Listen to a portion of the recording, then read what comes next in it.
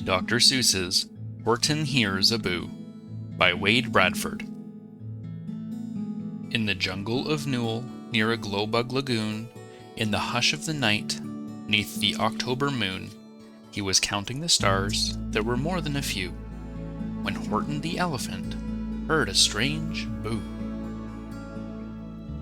The sound startled Horton. It gave him a scare.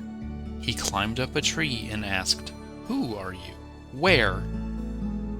Then his friend Kangaroo came hop-hopping along. "Well, hello up there, Horton. Is anything wrong?"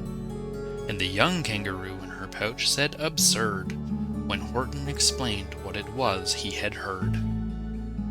Then it happened again, a mysterious boo. It started out soft, and then slowly it grew, and the kangaroos jumped 14 feet off the ground upon hearing that ear-tickling, fear-prickling sound.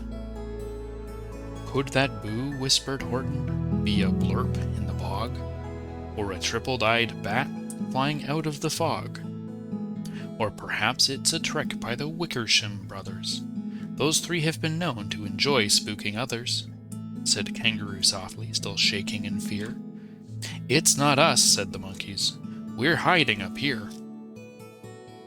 We were romping around in the caverns of goo, spending time in the slime, as we often do, when we spotted a shadow that made our fur crawl, for the creature who made it is 20 feet tall.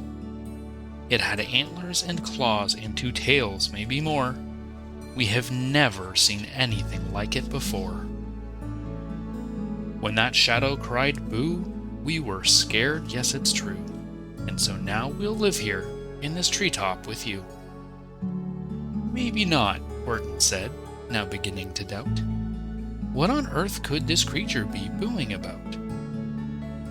Yes, it could be a trick, or it might be a warning, but that doesn't mean we stay up here till morning. It could be a creature from a faraway land. If we never find out, then we won't understand. Horton climbed down the tree and tiptoed to the cave, and his friends followed suit, trying hard to be brave. Then a sound echoed forth from the caverns of goo, and the sound wasn't small, but a big, booming boo. The young kangaroo quickly covered his ears, hugging Horton so tightly it brought him to tears. It's not nice to say boo, you ought to remind him, the monkeys told Horton while they hid behind him. Horton opened his ears, which were big and quite keen, and the noise that he heard wasn't spooky or mean. Yes, he heard the word boo, that was perfectly true, but he listened some more and he heard a boo-hoo. 'Twas a lost little who, so incredibly small, without help from a lens you'd not see them at all, and they clung to the leaf of a beetle-nut flower, a plant which to them seemed as tall as a tower. My goodness, said Horton, what's wrong, little one? Crying all by yourself doesn't seem like much fun. We all thought your boos were intended to scare us, but now that we've found you, we feel quite embarrassed. Horton's friends gathered round, all looking astounded, and also relieved that their fears were unfounded. Had they been so afraid of a small little who? Why, how can we help? Asked the young kangaroo. Will you carry me home? The who asked, pretty please. I was whooshed from my house by a mouse with a sneeze.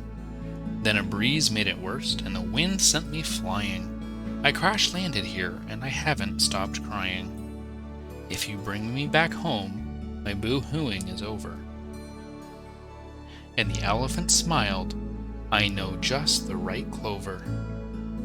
Some things may sound spooky the first time you hear them, but that doesn't mean you continue to fear them.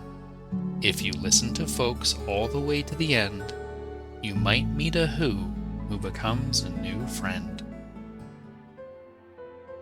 If you like the content that we produce, please consider supporting us with a donation through our Patreon at patreon.com/quietbooksforbedtime. Donations allow us to purchase more books to read for the show. Thank you, and stay snuggly.